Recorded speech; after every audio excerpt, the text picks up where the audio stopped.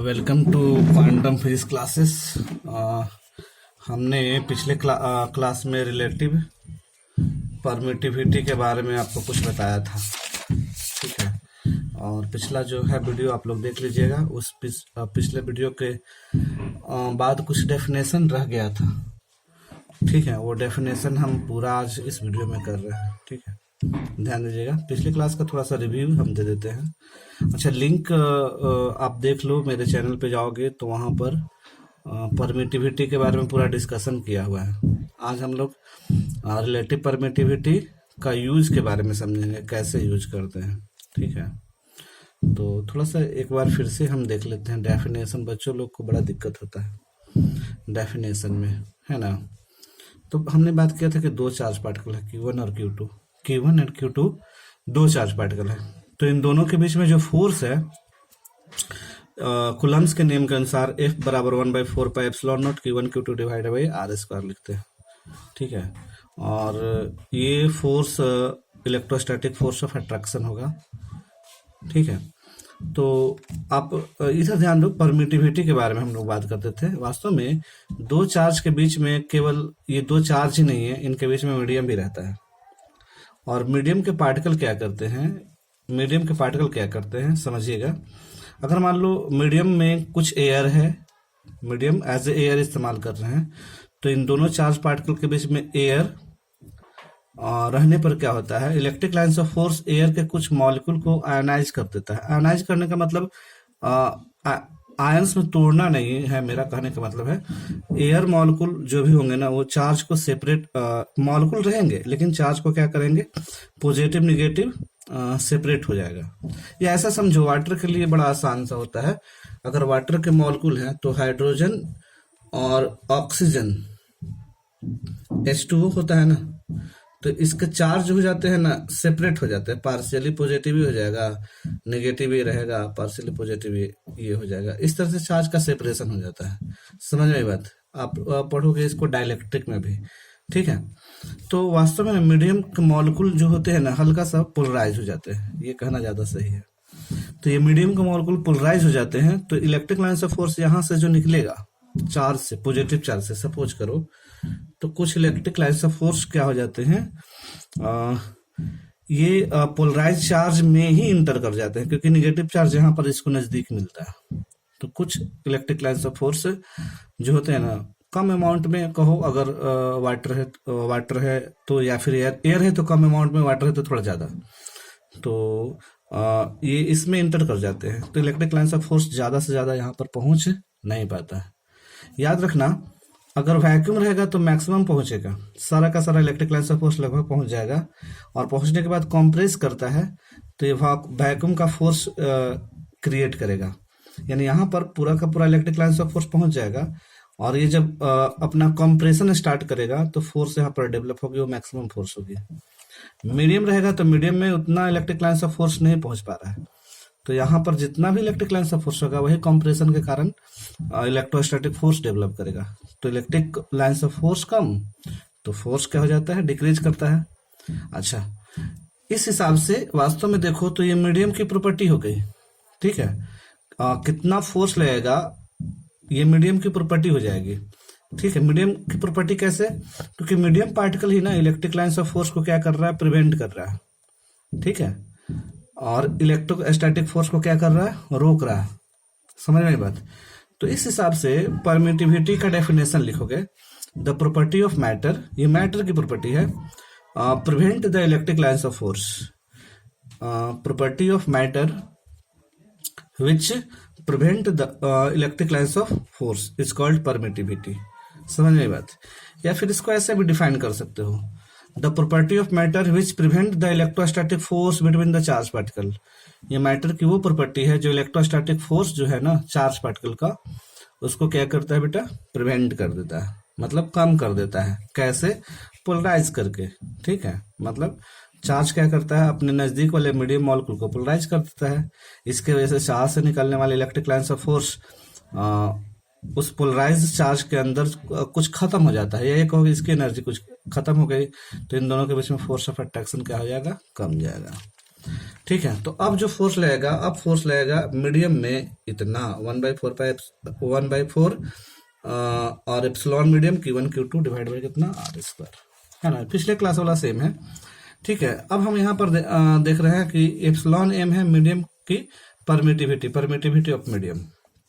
अच्छा देखो, if the charge particle place in vacuum, या फिर इसको फ्री स्पेस भी कह सकते हो, फ्री स्पेस जहां पर कुछ भी नहीं हो, permittivity of free space is called, ठीक है, permittivity of free space is called क्या कहलाता है, एब्सोल्यूट परमिटिविटी। ठीक है, permittivity of free space is called absolute permittivity. Absolute permittivity इसको क्यों कहा जाता है, क्योंकि किसी भी मीडियम की परमिटिविटी हम लोग इसी के आधार पर निकालते हैं। मतलब यही से देखते हैं कि किसी मीडियम की परमिटिविटी कितना गुना, कितना मल्टीपल टाइम ज्यादा है ना, जैसा कि पिछले क्लास में हमने देखा था। अब बात करते हैं रिलेटिव परमिटिविटी की।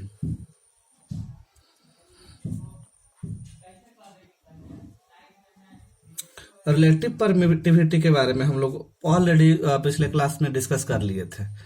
रिलेटिव परमिटिविटी क्या था, ठीक है, ये वास्तव में है ना परमिटिविटी ऑफ, फिर से एक बार लिख देते हैं, permittivity of medium with respect to,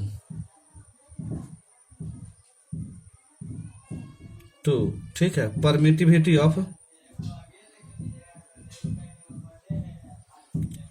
free space,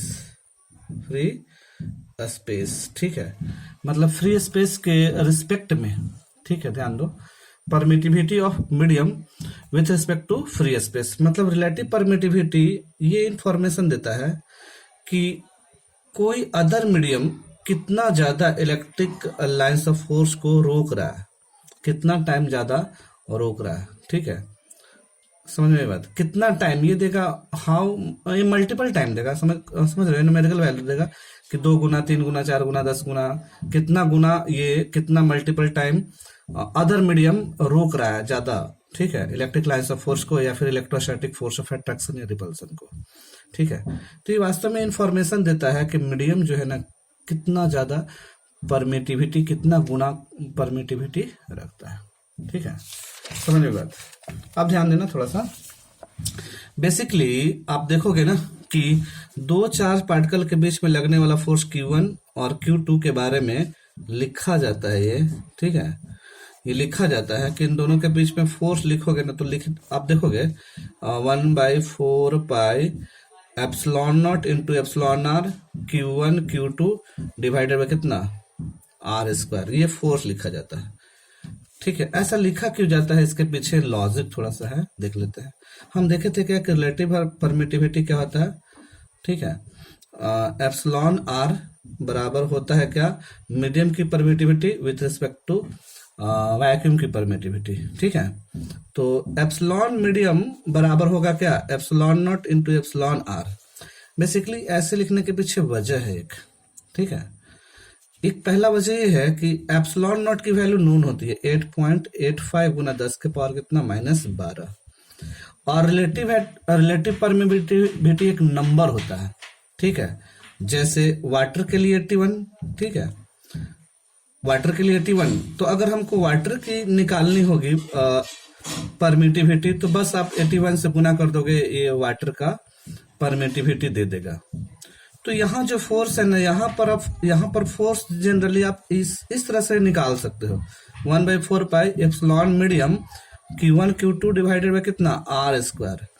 लेकिन प्रत्येक मीडियम की जो न्यूमेरिकल वैल्यू होती है ना, याद रखना थोड़ा कठिन होता है, पॉइंट में होता है, 10 के पावर 5 होता है, 10 के पावर -12 होता है, -11, इस तरह से होता है। तो आदमी वो एक बड़ा वैल्यू को रिमेम्बर नहीं कर पाता है, मतलब मेमोराइज नहीं कर पाता है।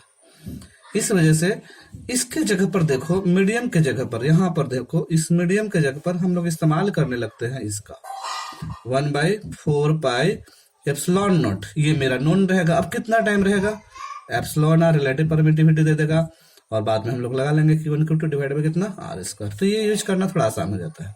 पहला रिलेटिव परमिटिविटी का आप कहोगे ये फर्स्ट है एडवांटेज, एडवांटेज की तरह से सोचे तो पहला एडवांटेज है।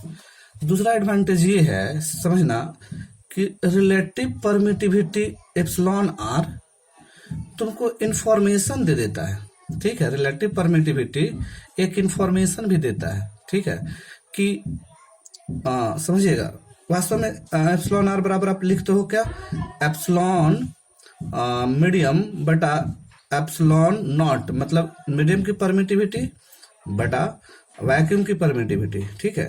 ये एप्सिलॉन आर दो इंफॉर्मेशन और देता है। पहला इंफॉर्मेशन ये देगा एप्सिलॉन आर एक न्यूमेरिकल वैल्यू है, तो ये देगा वास्तव में क्या कि वैक्यूम का फोर्स कितना गुना ज्यादा है मीडियम के फोर्स से, या ये कहो कि मीडियम का फोर्स कितना गुना कम है वैक्यूम के फोर्स से। ये वास्तव में तुमको ये भी इंफॉर्मेशन देता है। एप्सिलॉन आर का फॉर्मूला आप ऐसे भी लिख सकते हो, force applied by the vacuum बटा force applied between the charge particle in vacuum, ऐसे कहो तो ज्यादा सही है। एफ भी क्या है, force applied by the charge particle, ठीक है, इन वैक्यूम, और ये force applied by the charge particle in medium है। ये वास्तव में इसी की वैल्यू है, इसी का रेशियो है। तो वास्तव में एप्सिलॉन आर को आप इस तरह से भी डिफाइन कर सकते हो, it is the ratio of force acting between the charge particle in vacuum बटा force acting between the charge particle in medium, ठीक है। आप दूसरी तरह से डिफाइन कर सकते हो। और साथ में इंफॉर्मेशन की बात करें तो इंफॉर्मेशन आपको यही देता है, ठीक है। जैसे देखो ध्यान देना, यहां पर थोड़ा सा ध्यान देते हैं। एप्सिलॉन आर ये इतना कैसे आता है, इतना कैसे आता है, एफ बी की वैल्यू लिखोगे तो क्या लिखोगे, 1/4 pi epsilon naught Q1 Q2 divide by कितना आर स्क्वायर, और इसको लिखोगे तो कितना होगा 1/4 pi epsilon naught Q1 Q2 divided by R square. अच्छा यहाँ पर एप्सिलॉन नॉट नहीं, एप्सिलॉन एम, क्योंकि ये मीडियम की परमिटिविटी है, ठीक है। अब इससे कट कर दोगे ये सारे के सारे खत्म हो जाएंगे, तो एप्सिलॉन आर बराबर अल्टीमेटली तुम्हारा क्या आ जाएगा, देखो एप्सिलॉन मीडियम बटा कितना एप्सिलॉन नॉट, जो कि रिलेटिव परमिटिविटी है, और यही बराबर है किसके, एफ भी बाय कितना एफ एम के, ठीक है। अब यहां से थोड़ा सा समझ लेना, जैसे हम एक एग्जांपल ले लेते हैं वाटर की। तो एप्सिलॉन आर जो होता है ना वाटर का, ठीक है, एप्सिलॉन आर वाटर का होता है कितना 81। तो एप्सिलॉन आर बराबर आप लिखोगे कितना कितना लिखोगे, एप्सिलॉन आर बराबर आप लिखोगे कैसे, ध्यान देना, एफ भी बाय कितना एफ एम, और ये देखो यहां पर आप 81 रखोगे तो ये एफ भी बाय एफ एम। अब यहां पर फोर्स अप्लाइड बाय जो मीडियम होगा ना, फोर्स अप्लाइड बाय मीडियम, वो क्या होगा वैक्यूम से 81 टाइम, ठीक है, कम होगा। मतलब वैक्यूम मीडियम जो फोर्स, मीडियम में फोर्स जो लगेगा, जैसे दो चार्ज पार्टिकल होंगे Q1 और Q2, है ना, ये वैक्यूम में होंगे, ये वैक्यूम में होंगे, तब फोर्स जो लगेगा, मान लेते हैं इनके बीच जो फोर्स लगेगा, ये फोर्स लगेगा, ठीक है, एफ भी लगाएंगे मान लेते हैं, ठीक है। अब इसी को आप किसी मीडियम में रख दोगे, Q1 और Q2 को सेम डिस्टेंस पे, याद रखना सेम चार्ज है, सेम डिस्टेंस पे रख दोगे, तो अब जो ये किसी मीडियम में है, ये किसी मीडियम में है, ठीक है। अब जो फोर्स लगेगा वो फोर्स लगेगा एफ मीडियम। तो मीडियम का वो जो फोर्स होगा, मीडियम में चार्ज के बीच में जो फोर्स होगा, मीडियम में चार्ज का जो फोर्स होगा, चार्ज के बीच में जो फोर्स होगा, वो अब 81 टाइम कम हो जाएगा। तो वास्तव में रिलेटिव परमिटिविटी अगर दी हुई है ना, तो आप ये भी निकाल सकते हो उसकी सहायता से, ठीक है। क्या निकाल सकते हो कि फोर्स मीडियम का कितना गुना कम है, कितना गुना ज्यादा है, ठीक है। ये भी एडवांटेज है इसकी, ठीक है। तो इसका मतलब आप रिलेटिव परमिटिविटी के कितने फॉर्मूले हो गए, एक हो गया permittivity of medium divided by क्या एब्सोल्यूट परमिटिविटी, यानी परमिटिविटी ऑफ रिलेटिव परमिटिविटी क्या है, permittivity of medium with respect to free space, permittivity of free space. और दूसरी तरह से क्या हो जाएगा, ठीक है, ये वास्तव में रेशियो है force applied between the charge particle in vacuum बटा force applied between the charge particle in medium, ठीक है, समझ में ये बात। अच्छा, यहां से एक और फॉर्मूला हम लोग लिख सकते हैं रिलेटिव परमिटिविटी का। क्या होगा? फोर्स बराबर होता है F बराबर, आप फॉर्मूला जानते होगे, Q इंटू E। ठीक है, तो अगर हम फोर्स बराबर लिखें तो Q इंटू ये हो जाएगा क्या, electric field in vacuum divided by कितना, Q इंटू इलेक्ट्रिक फील्ड इन मीडियम। ठीक है, तो यहां से चार्ज तो कैंसिल हो जाएगा, तो रिलेटिव परमिटिविटी का एक और फॉर्मूला आ जाएगा। पहला हो गया क्या, एप्सिलॉन मीडियम बटा कितना, एप्सिलॉन नॉट। ठीक है, एक फोर्स के टर्म में force, it is the ratio between the force, it is the ratio of force acting between the charge particle in vacuum, it is the ratio of force acting between the charge particle in vacuum to the force acting between the charge particle in medium. ठीक है, या फिर electric field between the charge particle in a vacuum to the electric field, क्या, electric field between the charge particle in medium. तो इस तरह से relative permittivity को आप ये तीन तरीके से, एक दो तीन तरीके से कर सकते हो। ठीक है, समझ में ये बात। ये क्या कहोगे, डिफाइन कैसे करोगे? एक पहला डेफिनेशन हो गया, दूसरा डेफिनेशन इसके टर्म में लिख सकते हो, खुद से भी लिख देना। ठीक है, कि रिलेटिव परमिटिविटी क्या है। ठीक है, क्या लिखोगे, रिलेटिव परमिटिविटी है बेसिकली क्या, यह रेशियो है दो चार्ज पार्टिकल के बीच में लगने वाला फोर्स का वैक्यूम में, और किसके साथ, उसी चार्ज पार्टिकल को किसी मीडियम में रखते हैं उतना ही डिस्टेंस पे तब। ठीक है, और फिर इलेक्ट्रिक फील्ड के टर्म में। तो ये दोनों, ये जो है ना पूरा का पूरा रिलेटिव परमिटिविटी का कॉन्सेप्ट है। अब यहां से देखो इसका यूज कैसे करोगे। रिलेटिव परमिटिविटी दिया हुआ है तो आप निकाल सकते हो किसी मीडियम का फोर्स, अगर वैक्यूम का दिया हुआ रहे। ठीक है, जैसे मान लो रिलेटिव परमिटिविटी दिया हुआ है म्यू आर, तो अगर वैक्यूम का फोर्स दिया हुआ है, मीडियम का फोर्स पूछ दे, तो आप निकाल सकते हो फोर्स एक्टिंग बिटवीन मीडियम बराबर क्या होगा, फोर्स इन वैक्यूम बटा रिलेटिव परमिटिविटी। यहां से फोर्स निकाल सकते हो, मीडियम में लगने वाला फोर्स। अगर फोर्स नहीं चाहिए, फील्ड चाहिए, तो रिलेटिव परमिटिविटी इन दोनों का इस्तेमाल कर सकते हो। ठीक है, एप्सिलॉन आर बराबर क्या लिखोगे, ई भी बटा कितना, ई एम। ठीक है, तो अगर इलेक्ट्रिक फील्ड इन मीडियम चाहिए दो चार्ज पार्टिकल के बीच में, वैक्यूम में दिया रहे तब यहां से एप्सिलॉन आर बाय कितना, सॉरी, ई भी, यानी कि इलेक्ट्रिक फील्ड इन वैक्यूम बटा क्या लिखोगे, electric epsilon R relative permittivity. ठीक है, तो आप यहां से किसी फील्ड की इलेक्ट्रिक फील्ड निकाल सकते हो, यहां से किसी भी मीडियम में इलेक्ट्रिक फील्ड निकाल सकते हो, यहां से किसी भी मीडियम में इलेक्ट्रोस्टैटिक फोर्स निकाल सकते हो।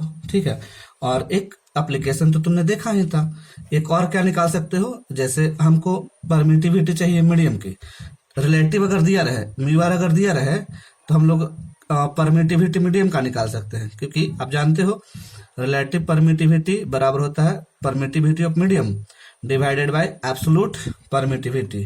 तो अगर आपको परमिटिविटी मीडियम की चाहिए, एप्सिलॉन एम चाहिए, मीडियम की परमिटिविटी चाहिए, तो एप्सिलॉन आर गुना कितना कर लोगे, एप्सिलॉन नॉट। जैसे एग्जाम्पल में वाटर का चाहिए, ठीक है, वाटर का चाहिए, तो एप्सिलॉन एम, एप्सिलॉन वाटर कर देना, वाटर बराबर क्या होगा, एप्सिलॉन नॉट, यानी कि 8.85 गुना 10 to the power 8.85 minus 12 into ये होगा इसकी वैल्यू, ये इसकी वैल्यू हो जाएगी, एप्सिलॉन आर की वैल्यू वो 81 टाइम होता है। अब दोनों को गुना करोगे तो वाटर की आ जाएगी। ठीक है, आप समझ रहे हो, फोर्स भी यहां से निकाल सकते हैं, फील्ड भी इसी तरह से निकाल सकते हैं। तो ये बहुत सारा एडवांटेज है इसकी रिलेटिव परमिटिविटी की। तो उम्मीद है कि रिलेटिव परमिटिविटी होता क्या है, ठीक है, आपको समझ में आया होगा। ये जेन्युइन डेफिनेशन है, आप इसको फॉलो करो। अगर इसको नहीं फॉलो कर पा रहे हो तो आप इसको जरूर करो। ठीक है, ये फार्मूला जरूर याद रखो रिलेटिव परमिटिविटी की, ये टोटल फार्मूला है, अब इससे ज्यादा कुछ नहीं हो सकता है। ठीक है, हमको नहीं लगता कोई टीचर इससे भी ज्यादा बता सकता है, इतना याद रखना। हमने सारे बात को डिस्कस किया है इस टॉपिक में। परमिटिविटी क्या होता है, एब्सोल्यूट परमिटिविटी क्या होता है, रिलेटिव परमिटिविटी क्या होता है, हम इसका यूज कैसे करेंगे। तो यूज कैसे करते हैं, 1, 2 और 3 तरीके के लिए, 3 चीजों को निकालने के लिए हम लोग करते हैं। ठीक है, और एक और इम्पोर्टेंट बात हमने यहाँ पर डिस्कस किया है, वो बेसिकली क्या है, आप देखो कि फार्मूला में ऐसा क्यों लिखा जाता है। ठीक है। इलेक्ट्रोस्टैटिक फोर्स को epsilon naught into epsilon R Q लिखा जाता है। तो इसके पीछे बड़ा लॉजिक नहीं है, क्योंकि एक न्यूमेरिकल वैल्यू आप याद रख सकते हो, पॉइंट वाला वैल्यू याद नहीं रख सकते हो। ठीक है, तो एप्सिलॉन मीडियम बराबर हम लोग बेसिकली न लिख करके, ठीक है, इलेक्ट्रोस्टैटिक फोर्स में एप्सिलॉन मीडियम न लिख करके हम ये इस्तेमाल करते हैं, क्योंकि एक वैल्यू हमको हमेशा याद रहता है और ये एक न्यूमेरिकल वैल्यू दे देगा, नंबर दे देगा। तो नंबर आपसे आप मल्टीप्लाई करो और निकालते रहो, ठीक है, और मजे लेते रहो। ठीक है, तो उम्मीद है बेटा ये समझ में आया होगा क्लास। ठीक है, अगर मेरा वीडियो अच्छा है बेटा तो सब्सक्राइब जरूर करना, लाइक जरूर करना, और नहीं तो छोड़ देना, कोई दिक्कत नहीं है। अच्छा नहीं लगे तो छोड़ देना, ठीक है, लेकिन देखो फायदा जरूर करेगा।